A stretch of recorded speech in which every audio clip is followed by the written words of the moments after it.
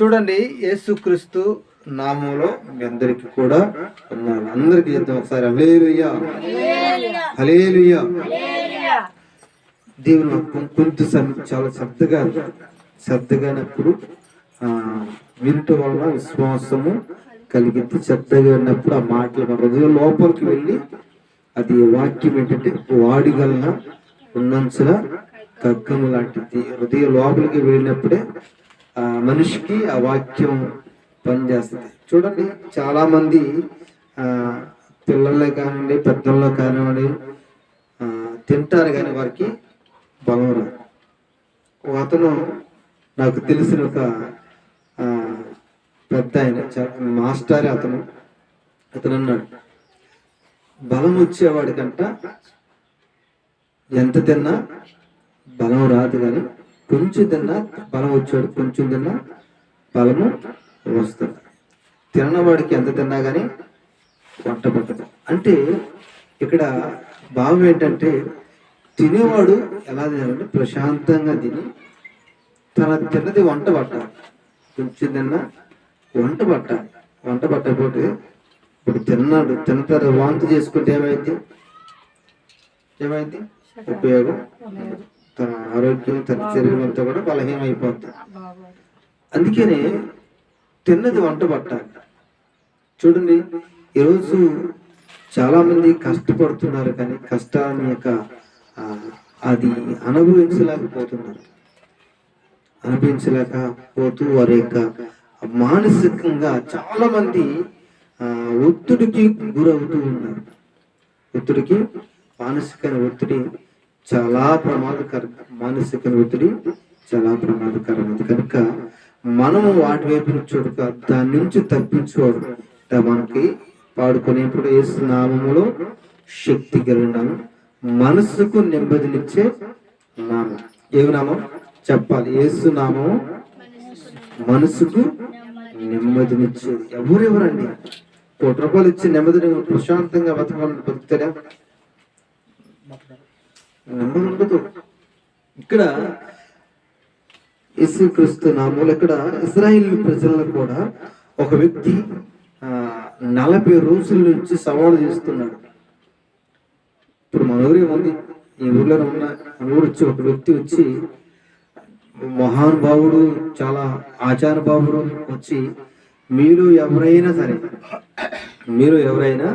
వచ్చి నన్ను తిరస్కరించి నన్ను గెలిస్తే ఈ ఊరికి నేను బానిసత్యంగా ఉంటా, నన్ను గెలవండి, నాతో పోట్లాడనంటే ఓ బలవంతుడు వచ్చేవాడని ముందుకు వస్తారా? ఎవరు రారు. ఎందుకంటే ఆ బలాన్ని చూసి, ఆ హైట్ని చూసి, ఆ బలవంతుని చూసి అందరూ కూడా పారిపోతారు. చూడండి, ఇక్కడ కూడా ఇక వ్యక్తి కూడా ఏం చేస్తున్నాడంటే ఇశ్రాయేలు అందరూ కూడా పారదోలుతా ఉన్నాడు, కేకలు వేస్తున్నాడు. నేను బలవంతుడు, రండి చూసుకుందాం,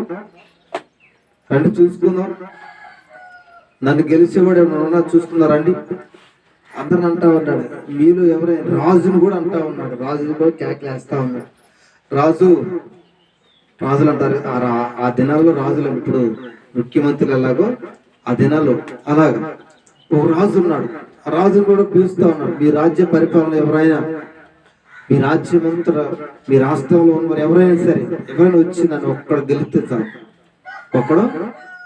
గెలిస్తే నేను మీకు బానిస ఉంటాను, నన్ను గెలిస్తే నేను మీకు బానిసగా ఉంటాను, మీకు ఏది అడిగితే నేను చేస్తానంటా ఉన్నాను. కానీ ఇక్కడ మనం గమనించాల్సిన సత్యం ఏంటంటే మిక్కిలి భయపడి ఆ మనుషులు చూసి కూడా అందరూ పారిపోతుండగా ఒక వ్యక్తి చాలా వయసు తక్కువ, చాలా చిన్నవాడు, అతను మాత్రం ధైర్యంగా లేచి నిలబడి ఏమంటాడంటే ఇశ్రాయేలులోని దేవుడు ఉన్నాడని. చూడండి, ఎన్నో వచ్చినామంటే 46 వచ్చిన ఇశ్రాయేలులో దేవుడున్నాడని లోక నివాసులందరూ తెలుసుకున్నట్లుగా నేను ఈ దినమును ఫిలిష్తీయులు కళేబారములోను ఆకాశ పక్షులకును భూమృగములకు ఎత్తును. ఎందుకంటున్నాడు? ఎవరయ్యా ఎత్తనంటే దావీదు. అతను ఆజానుభావుడు ఎవరై అంటే గొలియాతు. దావీదు అంత ఉండేవాడు, చిన్నవాడు, నా అయితే ఉండేవాడు. 4 అడుగులు 5 అడుగులు లోపు ఉండేవాడు, చిన్నవాడు. వయసు కూడా ఎంత అంటే చాలా తక్కువగా వయసు, చాలా చిన్న వయసు. అయితే ఏం జరిగిందంటే ఇశ్రాయేల్ ప్రజలందరూ కూడా పారదోలుతా ఉన్నాడు. రండా చూసుకున్నాడు, సవాల్ చేస్తున్నాడు. సవాల్ చేస్తూ నీ ఎంతెంతో నా ఎంత చూసుకున్నాను చెప్పేసి సవాల్ చేస్తూ కేకలు పెడుతూ ఉన్నాడు. అయితే అతను అన్నాడు, నీవు ఆఫ్టర్ ఆల్ ఫిలిష్తీయుడు రా, నువ్వు సున్నిత లేనివాడు. సున్నిత అనగా రక్షణ లేనివాడు నీవు, నేను రక్షణ కలిగిన వాడిని. నీవు దేవుని తెలియని యొక్క సున్నిత లేని ఫిలిష్తీయుడు నువ్వు. నేను జీవము కలిగిన దేవుని యొక్క సేవకుడిని, జీవము కలిగిన దేవుని బిడ్డను. దేవునికి స్తోత్రం, హల్లెలూయా. మనం ఎవరము? జీవము కలిగిన దేవుని బిడ్డలు. కనుక ఏది మనని బాధించి నిందించి భయపెడుతుందో దాని ఎదుట మనం నిలబడాలంటే దేవుని కృప మనకు కావాలి. దేవుని కృప మనకు కావాలి. ఎంతమంది వారు నిలబడతారయ్యా అంటే చాలా మంది నిలబడలేకపోతున్నారు, పారిపోతున్నారు. కుటుంబ చిన్న సమస్య రావాలంటే పారిపోతున్నారు. చిన్న యొక్క పరిస్థితి ఏర్పడంలోనే కుటుంబానంతా గలిబిలి చేసుకొని గందరగోళం చేసుకొని వారు ప్రభుకు దూరపై వారి కుటుంబాలు చికాకు చేసుకొని రోడ్లు పాలి వాళ్ళ ఇష్టాలు ఒక జీవితాలు పాడు చేసుకుంటున్నారు. ఇక్కడ ఇశ్రాయేలు ప్రజలందరూ కూడా పారిపోతున్నారు, భయపడుతున్నారు, మిక్కిలిగా బాధపడుతున్నారు. ఎందుకు బాధపడుతున్నారంటే భయపడుతున్నారంటే ఆ ఆజానుబాబుడు వస్తున్నాడు. ఆ ఆజానుబాబుడు గెలిచి ఆ ఎదుట వ్యక్తి మనం బ్రతికి బట్ట కట్టాక బతుకుంటే బొలిసాక దీన్ని బ్రతకొచ్చు అని చెప్పేసి పారిపోతూ ఉన్నారు. చూడండి, చాలా మంది బలవంతులు ఉన్నారు, చాలా వ్యక్తులు నా పెంత కలిగిన వారు చాలా మంది ఉన్నారు. కానీ వాళ్ళందరూ కూడా పారిపోతున్నారు. మరి చిన్నవాడికి ఎందుకు అంత ధైర్యం? చిన్నవాడికి ఎందుకు అంత ధైర్యం అంటే దేవుని కలిగి ఉన్నాడు. అతను ఎవరు కలిగి ఉన్నాడు? దేవునికి స్తోత్రం. దేవుని కలిగి జీవము కలిగిన దేవుని సైన్యాన్ని ఇశ్రాయేలు ప్రజలు తునీకరించడానికి ఇవ్వడవరా? ఈరోజు నిన్ను ఏది భయపెడుతుందో, ఏది సమస్యని బాధిస్తుందో, నేను ఏ కుటుంబంలో ఏది అసమాధానం గురి చేసి నువ్వు బాధిస్తుందో దాని ఎదురు నువ్వు నిలబడగలిగిన సత్తా నీకుంటే దాన్ని జయించడానికి దేవుడు కృపనిస్తాడు. నువ్వు నిలబడాలి. ప్రభువా నాకు నిలబెట్టయ్యా, నాకు సహాయం చేయ, నేను నిలబడతాను అను. అందరూ పారిపోతున్నారు. దేవుడు అని చెప్పేసి చాలా మంది వాళ్ళని కలిగి ఉన్నారు, కానీ వాళ్ళు దేవుడు కలిగి ఉన్నారు. కొంతమంది వాళ్ళు ధైర్యము లేదు. చాలా మందికి ధైర్యం లేదు.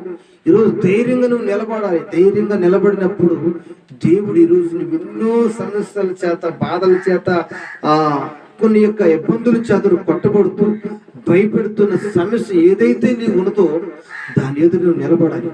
ఏమనాలి? ఏ సమస్య అయితే నేను బాధిస్తుందో, దుఃఖపరుస్తుందో దాన్ని వనాలి.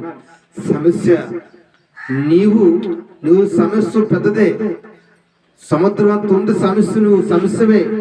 కానీ ఆకాశం అంతా నా దేవుడు అవకాశం నాకు ఇస్తున్నాడు. సముద్రం అంత సమస్యను చూసి మనం భయపడకుండా దేవుడు ఆకాశం అంత అవకాశాన్ని కూడా దేవుడు మనకు అనుగ్రహిస్తాడు. ఎందుకంటే సమస్యను సృష్టించింది దేవుడే, దాన్ని మార్చువాడు కూడా దేవుడు. కనుక దేవుడు మనల్ని ప్రేమించి మన సమస్య నుంచి మనం విడిపించేవాడు మన దేవుడు. మనం భయపడకూడదు. చాలా మంది మిక్కిలి భయపడుతున్నారు. భయపడలేరు, మిక్కిలి భయపడుతున్నారు. చూడండి, ఎందుకు భయపడుతున్నారంటే కొందరు చూసి ఆ సమస్యను చూసి భయపడుతున్నారు, ఆర్థిక ఇబ్బందులు చూసి భయపడుతున్నారు. కొందరికి భార్య అంటే భయం,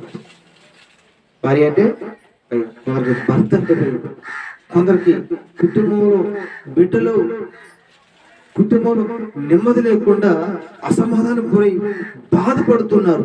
ఈరోజు ఏది నిన్ను బాధిస్తూ, ఏది నిన్ను సమస్య నిన్ను బాధిస్తూ నిన్ను దుఃఖిస్తుందో, ఈరోజు నువ్వు దేవుడి కోసం నిలబడు, దేవుడి వైపు తిరుగు. నీవు దేవుడు ఖచ్చితంగా నీకు జయమిస్తాడు. దావీదు అంటాడు, ఈ సున్నితి లేనివాడు ఈ ఆజానుభావుడు అయ్యుండొచ్చు, బలవంతుడు అయ్యుండొచ్చు, నీ మీద 10 రకాలుగా నిన్ను దాడి చేస్తూ ఉండొచ్చు, 10 రకాలుగా నీ మీద నీకు కృంగుదల కాగజేసి 10 రకాలుగా నిన్ను బాధ పెట్టే సమస్యలు, నీ బంధువులు, నీ యొక్క స్నేహితులు నీ మీద తిరుగుబాటు చేస్తూ ఉండొచ్చు. కానీ వాటన్నిటి నుండి కూడా విడిపించువాడు, జయమిచ్చువాడు నా ప్రభు. దేవునికి స్తోత్రాలు, హల్లెలూయా. మన ప్రభు జయమిచ్చేవాడు. ఈరోజు దేని గురించి భయపడుతున్నాం, మిక్కులుగా భయపడుతున్నాం, పారిపోతున్నాం. దేవుని యొక్క జీవము కలిగిన దేవుని బిడ్డల కలిగిన మనము పారిపోవాల్సిన పని లేదని, పారిపోవాల్సిన పని లేదు, భయపడాల్సిన పని లేదు. ఈరోజు చాలా మంది అంటారు, ఏమంటారు, అయ్యా రాత్రి పడుకుంటే నిద్ర రావట్లేదు, రాత్రి పడుకుంటే నిద్ర రావట్లేదు, పిచ్చి పిచ్చి కళ్ళు, ఏదో శబ్దాలు వినపడతా ఉన్నాయి, భయం వేస్తా ఉంది. పడుకుంటే నా పిల్లలు ఏమైపోతారో అని, నా కుటుంబం ఏమైపోతుందో అని, మరి నా తర్వాత ఒక ఈ క్షణంలో నేను చనిపోతే నా బిడ్డలు, నా భార్య పిల్లలు ఏమైపోతారని ఇక భయం వేస్తా ఉంది. ఎందుకు భయం? నువ్వు దేవుడు కలిగి ఉంటే నీకు భయం ఉండదు. దేవుని హృదయపూర్వకంగా నువ్వు వెంబడిస్తే నీకు భయం ఉండదు. హృదయపూర్వకంగా ఆయనపై నువ్వు ఆధారపడితే నీకు భయం ఉండదు. హృదయపూర్వకంగా ఆయన కలిగి ఉంటే నీకు భయం ఉండదు. ఈరోజు హృదయపూర్వకంగా దేవుని యొక్క సేవకుడిగా మీతో చెబుతున్న ఒక మాట ఏంటంటే, నీవు దేవుని కొరకు నిలబడు. ఈరోజు నీ పిల్లలు, నీ కుటుంబం నీకు సహకరించట్లేదా? అయితే బాధలేదు, నువ్వు బాధపడకు, దేవుని కోసం నిలబడు. వాళ్ళ నీకు సహకరించే వాళ్ళగా దేవుడు చేస్తాడు. ఈరోజు ఇశ్రాయేలు ప్రజలను చూసి ఆ అనుభవం చూసి అందరూ పారిపోతున్నారు. అందరూ పారిపోతూ ఇతను మేము గెలవరించి పారిపోతున్నప్పుడు అందరూ కూడా ఆ ఎదురుగా నిలబడిన దావీదుని కూడా చూసి, నువ్వేడ గెలుస్తావురా, నువ్వేడ అతను ఓడించగలుగుతావు, అతనితో నువ్వేడ పోట్లాడగలుగుతావు అంటే అందరూ తన అన్నలు కూడా తీసుకెళ్ళిపోదాం అనుకున్నారు. వాళ్ళందరూ చక్కటి మాట, అక్కడ మాట ఉంటుంది. వాళ్ళందరూ అతనందరితో కాడ అందరూ కృంగిపోతారు. ఒక సమస్య వచ్చినప్పుడు చూడండి, కుటుంబంలో అందరికి బలహీనత సంభవించినప్పుడు ఒక వ్యక్తి ధైర్యంగా ఉన్నాడు అనుకోండి, అతను కూడా కృంగిపోతాడు, కుంగిరిపోడు.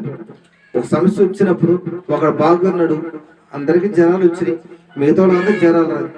ఆ వ్యక్తి జ్వరం అతను ఏమనుకుంటాడు, వీళ్ళందరిని బట్టి కూడా అతను కూడా కృంగిపోతాడు, ఖచ్చితంగా కృంగిపోతాడు. ఏంటి ఇక నా ఎన్ని చేసినా నా కుటుంబంలో కృంగుదా తప్ప మరొకటి లేదని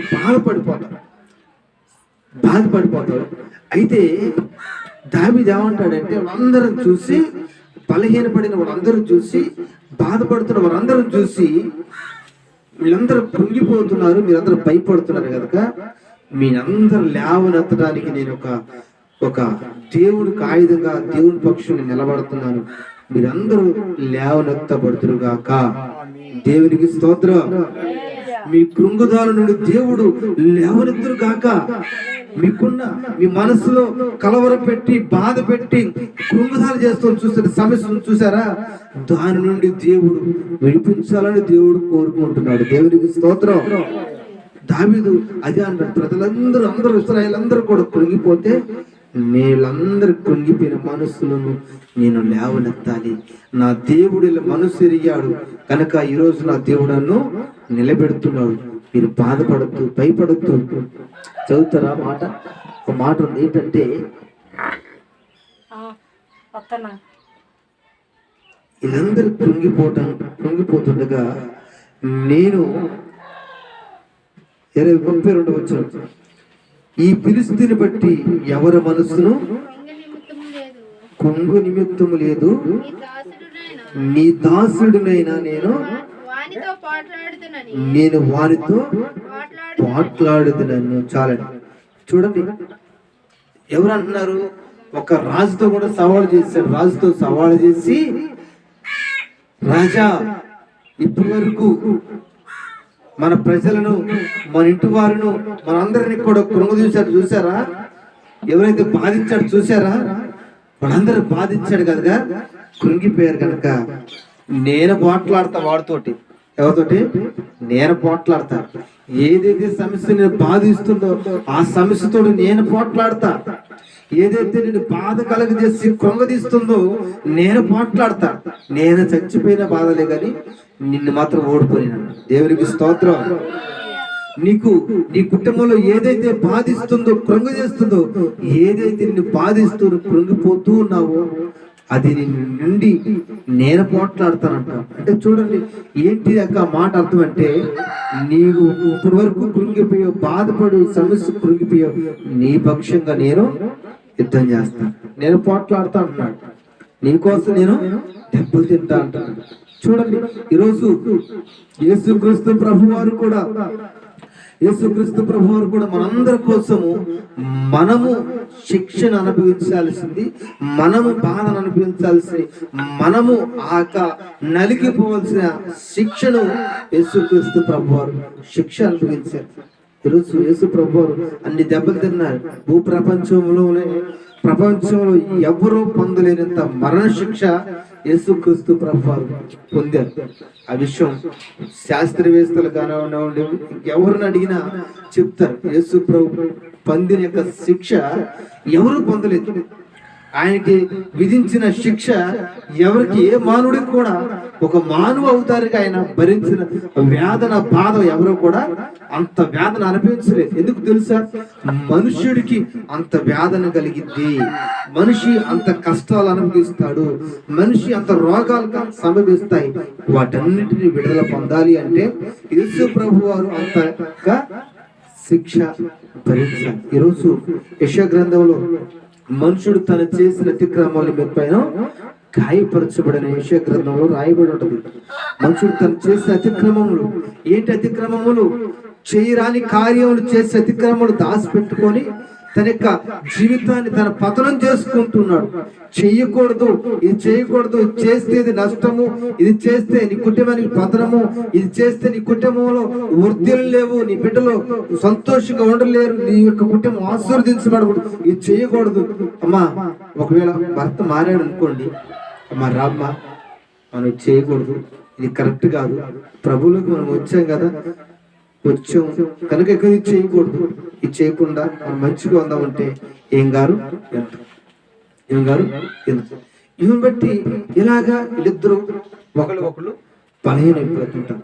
కనుక యేసుక్రీస్తు ప్రభువులు అందరు బలహీనతలు ఆయన భరించాడు. యేసు ప్రభు వారు భరించాడు. ఎందుకు భరించాడంటే మనల్ని విడిపించడం కోసం, మన ఆరోగ్యవంతులుగా చేయడం కోసం యేసు ప్రభు ఈరోజు మరి దేన్ని చూసి మనం భయపడాల్సిన పని లేదు. ఈరోజు అప్పులు ఎన్నో తొందరలు, చాలా మంది మనం అప్పుల పరిస్థితులు చాలా వాళ్ళు డబ్బు ఉన్నాం అనుకోండి, వాళ్ళకి నోటికి వచ్చినట్టుగా మాట్లాడతారు.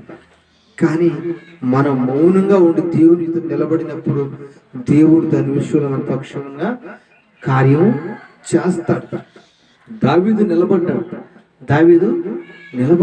ఎన్ని సమస్యలు వచ్చినా, ఎన్ని తలకిందులు చేయడానికి పరిస్థితులు ఏర్పడినా కానీ దావీదు నిలబడి నా దేవుని యొక్క పేరిట నా ప్రజలను, నా కుటుంబాన్ని బాధిస్తున్నావు చూసావా, నేను ఈ దినమందు సర్వలోకములో ఇశ్రాయేలులో దేవుడున్నాడని జనులందరూ తెలుసుకున్నట్లుగా నేను ఈ ఫిలిష్తీయుడితో నేను పోట్లాడతానంటాను. ఫిలిష్తీయుడితోటి నేను పోట్లాడుతున్నాను. ఈరోజు మనకు వచ్చిన సమస్యను బట్టి, పరిస్థితిని బట్టి మనం దేని మీద పోరాడాలి? దేవుని దగ్గర కూర్చొని కనబడని లోకనాథుల యొక్క దురాత్మ సమూహాలతో మనం పోరాడాలి. ఈరోజు మనిషి కృంగిపోవడానికి, బలహీనం అవడానికి ఏంటి అంటే కనబడని యొక్క దురాత్మ సమూహాలు మన మీద పనిచేస్తాం.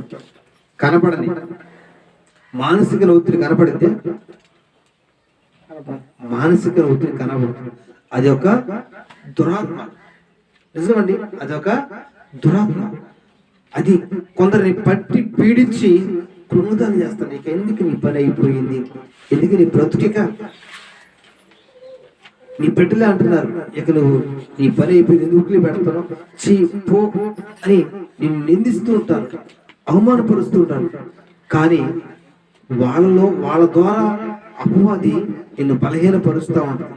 కానీ ఆ సమయంలో నువ్వు ఏమన్నారంటే, నా ప్రభువుకు తెలుసు నేనేంటో, నా ప్రభువు చూస్తున్నాడు, నా ప్రభువు నన్ను చూస్తున్నాడు కనుక నా దేవుడు చూసుకుంటాడని చెప్పేసి నువ్వు దేవుని ఎదుట నిలబడాలి. దేవునికి స్తోత్రం, హల్లెలూయా.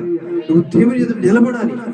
నీవు ఏదైతే నేను పట్టి పీడిస్తూ బాధిస్తుందో ఈరోజు నువ్వు దాని ఎదురు నిలబడాలంటే ఏం చేయాలి? ప్రభువు దగ్గర, ప్రభువా నేను నా దోషాన్ని క్షమించయ్యా, నా యొక్క అపరాధాలను క్షమించయ్యా, నా యొక్క అప్పు నుంచి నేను భయపడుతున్నాను, నా యొక్క కుటుంబంలో ఆర్థిక పరిస్థితుల నుంచి నేను భయపడుతున్నాను, నన్ను క్షమించయ్యాలి. ప్రభువును క్షమాపణ అడగాలి. ప్రభువును క్షమాపణ అడిగినప్పుడు ప్రభు ఎదుట అప్పుడు నీ పక్షమని ఎవరు పోరాడతారు? దేవుడు పోరాడతాడు. నువ్వు మోకరించితే, ప్రార్థన చేస్తే నీ పక్షమున ఆయన పరలోకం నుండి ఖడ్గము దూసిన దూతలు నీ పక్షమున నిలబడతారు.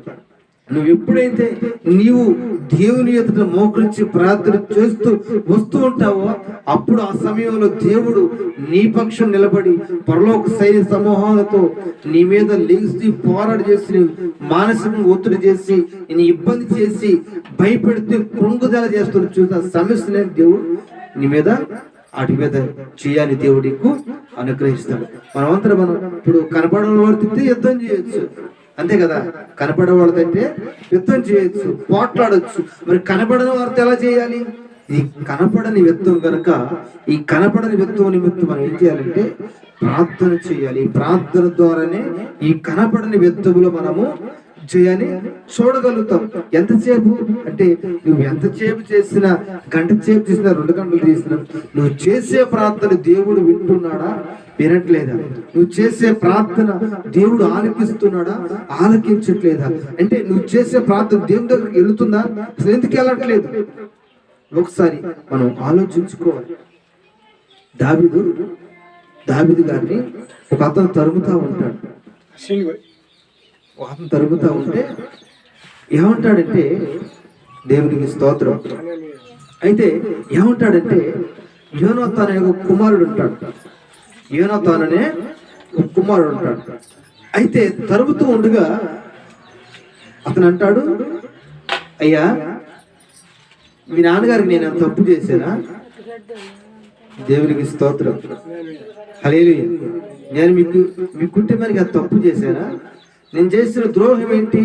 మీ నాన్నగారు నన్ను ఎందుకు శిక్షించాలనుకుంటున్నాడు? మీ నాన్నగారు ఎందుకు నన్ను చంపాలనుకుంటున్నాడు? ఏమైనా దోషం ఉంటే క్షమించేయాలి అంటా ఉన్నాడు. చూడండి, ఈరోజు మన కుటుంబంలోకి వచ్చిన సమస్యను చూసి, మనకు ఏదైనా పరిస్థితిని చూసి మనము ఏమనాలంటే, ప్రభు ఎదుట, ప్రభువా నా దోషమే ఉంటే క్షమించాయి. ఏం చేయలేదు కానీ ఏం చేయకపోతే అతని మీద దాడి చేస్తున్నాడు అని చెప్పేసి అంటా ఉన్నాడు. తన హృదయాంతరంగా తను పరీక్షించుకుంటున్నాడు. మరి ఈరోజు మనము పరీక్షించుకోవాలి. మన ప్రార్థన దేవుడు ఆలకిస్తున్నాడు, ఆలకించట్లేదని, ప్రభువా నీకు ఆయస్కరమేమైనా ఉందేమో దాన్ని క్షమించయ్యా, నా దోషం అన్నట్టు క్షమించు నాయన, నా బలహీనత క్షమించు నాయన, నువ్వు మాత్రం నా పక్షాన నువ్వు యుద్ధము చేయాలి. దేవునికి స్తోత్రం. యుద్ధము చేయాలి. నువ్వు నా పక్షం యుద్ధం చేయకపోతే నేను గెలవలేను. ఈరోజు నా కుటుంబంలో, నీ కుటుంబంలో చెలరేగుతున్న పరిస్థితులు, ఆర్థిక ఇబ్బందులను, సమస్యలను నువ్వు జయించాలంటే నువ్వు హృదయపూర్వకంగా 5 నిమిషాలు ప్రార్థన చేసి హృదయపూర్వకంగా ప్రభు వినాలి.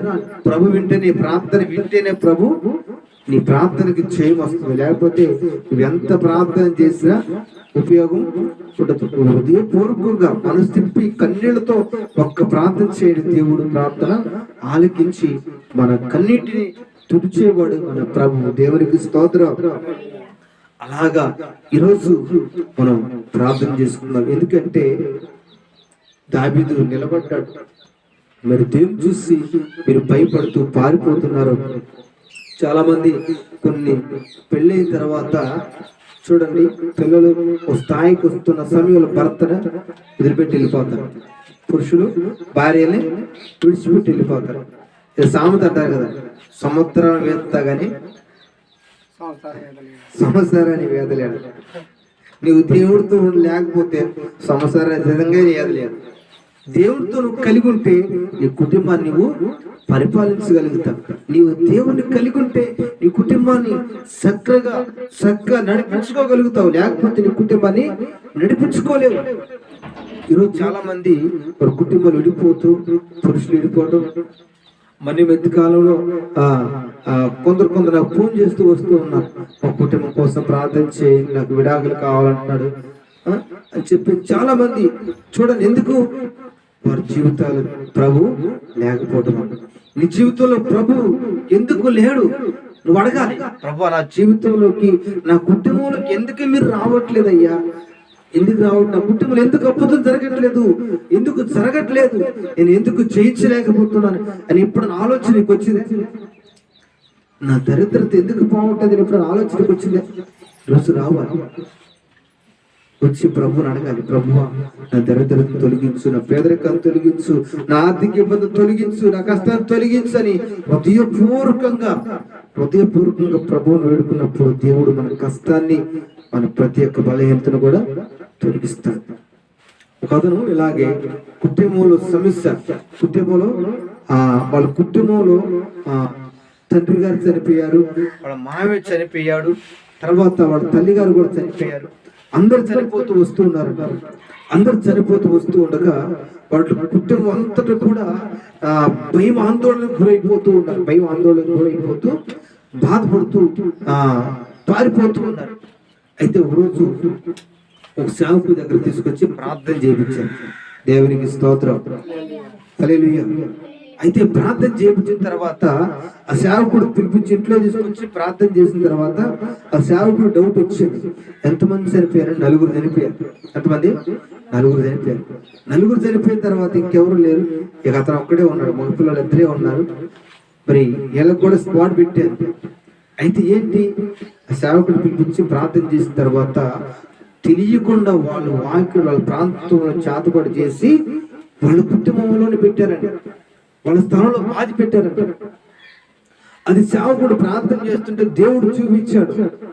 దేవుడు చూపిస్తే ఆ సేవకుడు తీసి బయట పారవేసిన తర్వాత కుటుంబం ప్రార్థన చేసిన తర్వాత కుటుంబం అంతటా కూడా రక్షించబడింది. తర్వాత అంత మునుపు ఎలా ఉండేదంటే రాత్రి అంతా భయం కుటుంబంలో. ఆ రాత్రి అంతా ఏదో రాత్రి పడుకుంటే గలిబిలి గందరగోళం, ఏదో గొడవలు జరిగినట్లుగా ఆ పెద్ద శబ్దాలు పడయ్యాడు. ఎన్ని చూసి భయపడిన తర్వాత సేవకుడు ప్రార్థన చేయించిన తర్వాత ఆ ఇంట్లో ఆ మూలన పెట్టారు. తువ్వి గుంట తువ్వి తీసేస్తే అవన్నీ దొరికినాయి అంటే తీసి పారవేశారు. అంటే వాళ్ళ కుటుంబం అంతా కూడా పాడైపోవాలి, వాళ్ళ కుటుంబం అంతా కూడా పాడైపోవాలి అని చెప్పేసి, వాళ్ళ కుటుంబాన్ని పతనైపోవాలి అని చెప్పేసి చేశారు. కానీ దేవుడు ప్రేమ కలిగిన దేవుడు కనుక ఎవరు నశించడము ఆయన ఉద్దేశం కాదు, ఆయన చిత్తము కాదు, కుటుంబాన్ని రక్షించాడు. ఈరోజు దేని గురించి నువ్వు భయపడాల్సిన పని లేదు. నువ్వు ప్రభువుకు అప్పగించుకో, దేవుడికి హృదయపూర్వకంగా అప్పగించుకో. దేవుడు మంచి దినాలు మనం చూడాలంటే దేవుడికి మనం అప్పగించుకున్నప్పుడు మంచి దినాలు మనము చూడగలుగుతాం. దేవుడు మన జీవితంలో కార్యం చేస్తాడు, ఖచ్చితంగా చేస్తాడు. సమస్యను చూసి మనం పారిపోవడం కాదు, గొలియాతును చూసి మనం పారిపోవడం కాదు, ఆర్థిక ఇబ్బందులు చూసి మనం ప్రభువుకు దూరం అయిపోవడం కాదు. ప్రభువు ఎదుట మనం నిలబడాలి, దాని ఎదుట నిలబడాలి. అది నిలబడినప్పుడు దేవుడు మన పక్షమున జయాన్నిస్తాడు. ఇక్కడ ఉదాహరణకి గొలియాతు ఆజాన్ బాబుడు పెద్ద బలవంతుడు, ఈ పిల్లవాడు కొట్టగలుగుతాడా అండి? పిల్లవాడు కొట్టగలుగుతాడా? కొట్టలేడు. కనీసం ఆయన పట్టుకున్న డాలు చాలా బరువు, అతని కత్తి చాలా బరువైనది. కానీ దాన్ని జయించడం ఎవరి వల్ల కాదు, కానీ ధైర్యం ఉన్నది, ఇతరులో ధైర్యం ఉన్నది. దేవుడు ఎదుట సున్నితి లేనివాడు నువ్వు తిరస్కరించుటకు ఏ పాటు వాడు ధైర్యంగా నిలబడ్డాడు. దేవుడు తన పక్షం నిలబడి ఒక్కసారి అలాగ 1 అడుగు ముందేశాడు. దేవుడు 100 అడుగులు ముందేసి ఇతను కొట్టకు తోలికే దేవుడు ఆగిపెట్టి ఒకటి వేసాడు. ఎలా పడ్డాడు? బోర్ల పడ్డాడు. దావీదు ఒక చిన్న రాయి విసిరేసాడు. రాయికి మనిషి చేస్తాడు, చిన్న రాయికి ఎవరు మనిషి చేస్తాడా? చావు కనుక ఇక్కడ తగిలింది. మొదటి మీద తగిలినప్పుడు బోర్ల వెనక్కి పడాలి కానీ బోర్ల పడ్డాడు. బోర్ల పడ్డాడంటే ఇతను రాయి ఎప్పుడైతే ఎక్కడికి వచ్చిందో వెనకాల పెట్టి దేవుని హస్తం ఎడ సరచటంలో బోర్ల పడ్డాడు. తన కత్తి తీసుకొని తనమే నరికాడు, అంటే చంపేశాడు. అంటే దేవుని పక్షం నిలబడ్డాడు కనుక అతన్ని జయించాడు. ఈరోజు మనం నిలబడినప్పుడు మన సమస్య మీద మనకు దేవుడు జయాన్ని ఇస్తాడు. దేవుడు మన సమస్య మనకి జయాన్ని ఇస్తాడు. ఆ జయం చూడాలి.